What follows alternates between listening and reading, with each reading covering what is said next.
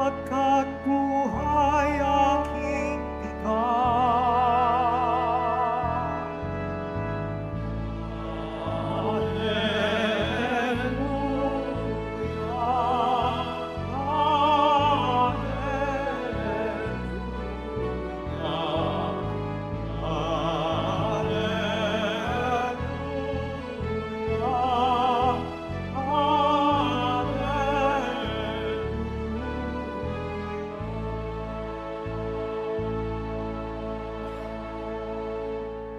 Sumainyo ang Panginoon at sumaiyo rin. ang mabuting balita ng Panginoon ayon kay San Lucas. Papuri sa iyo, Panginoon.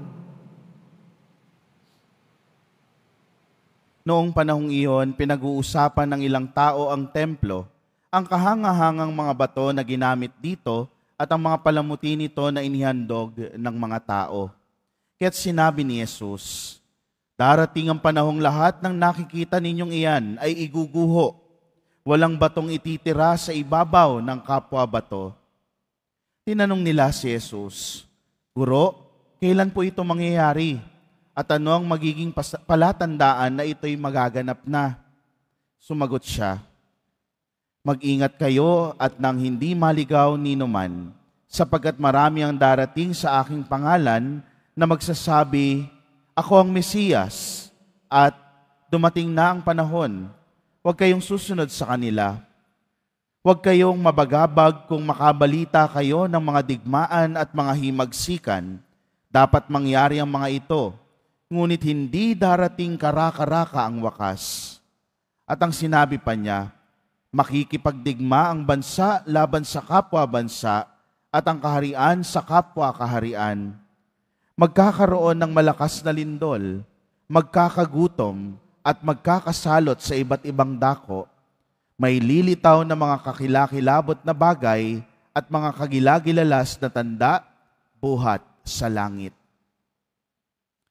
Mga kapatid, ang mabuting balita ng ating kaligtasan. Pinupuri ka namin, Panginoong Heso Kristo.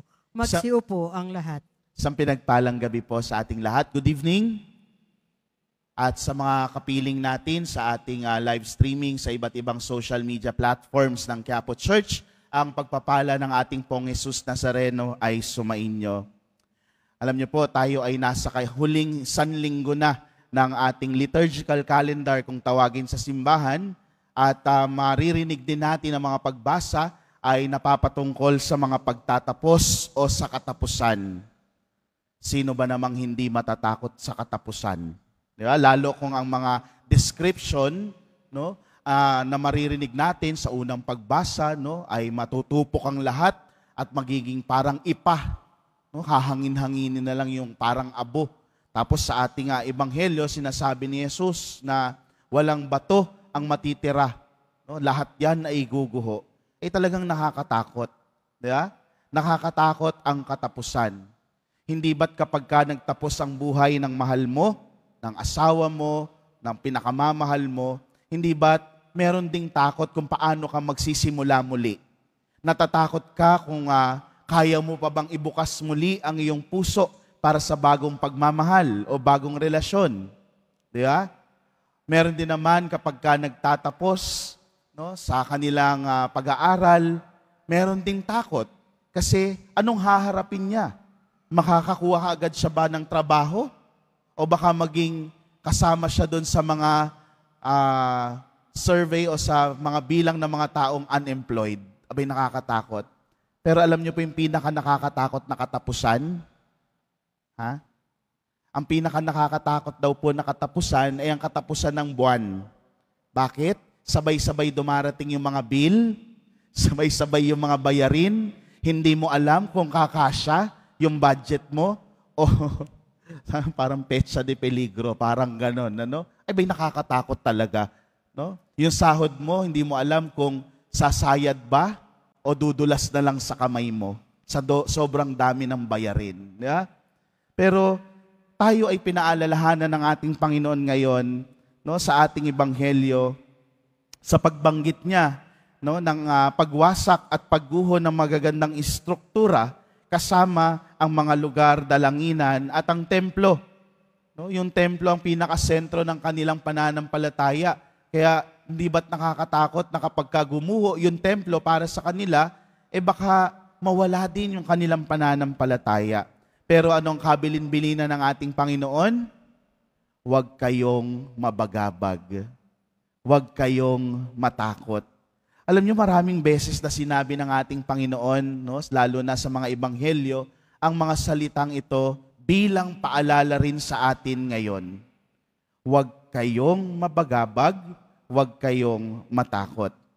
Opo, napakarami ng nagdaan na kalamidad, lalo ngayon, no, 2025, ang dami kung bibilangin natin, no, at nakalunos-lunos talaga, no, sa iba't iba ng parte ng Pilipinas at sa ating mga kababayan, ang mga naidulot nito na pinsala, no, lalo na sa mga kabuhayan.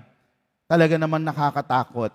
Nakakatakot ang kalamidad, nakakatakot ang mga pagkakasakit at kung ano-ano pa. Pero ano ang sinasabi sa atin ito? Mga minamahal kong kapatid, ang mga pagtatapos o ang katapusan ay hindi maiiwasan. Palagi itong magiging parte ng buhay. Kahit ang buhay natin dito sa mundo ay may pagtatapos. Kaya imbis na katakutan ang mga pagtatapos o ang katapusan, ano ang dapat nating gawin? No? Kung nagdadaan ng mga bagay na ito, ang katapusan o ang pagtatapos, imbis na matakot, maghanda. Ihanda ang kalooban, ihanda ang puso, ihanda ang sarili. Diba? Ihanda natin ang ating mga sarili sa mga pagtatapos. Maraming pagtatapos na dapat harapin sa ating buhay, lalong higit ang ating mga kamatayan, ang ating pakikipagtagpo sa Diyos. Kaya magandang paalala ito ng ating Panginoong Hesus, ng Poong Hesus Nazareno. Walang sino man ang nakakaalam kung kailan, papaano, no, darating ang mga katapusan na ito. Ang pagbabalik ng Diyos, hindi rin natin alam kung kailan. Ang paghuhukom, hindi rin natin alam kung kailan. Ang ating kamatayan, wala namang nakapagsabing ikaw ay mamamatay na. Di ba? No? Mangyayari itong lahat sa oras na nais ng Diyos.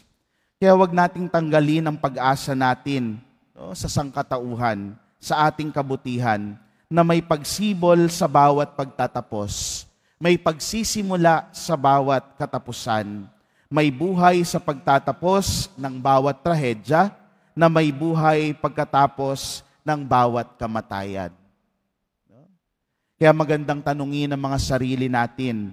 Ano nga ba ang naging kontribusyon natin upang ang ating mundo ay maging isang maganda at mabuting lugar para sa lahat? Tinutulungan ko ba ang aking kapwa para din makapaghanda sa mga pagtatapos na ito?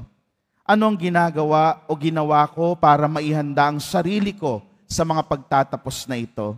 Ginagamit ko ba ang lahat ng mga biyaya ng Diyos sa akin upang parangalan ng Diyos at paglingkuran, mahalin ang aking kapwa?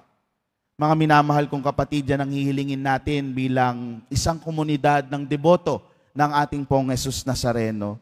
Sa kanyang paalala na huwag matakot, nawa ang bawat isa sa atin ay maging instrumento din upang ang ating kapwa, ang bawat isa, ay magkaroon ng kalakasan ng kalooban sa pagharap ng bawat pagtatapos. Sabagkat sa bawat katapusan, mayroong magsisimula.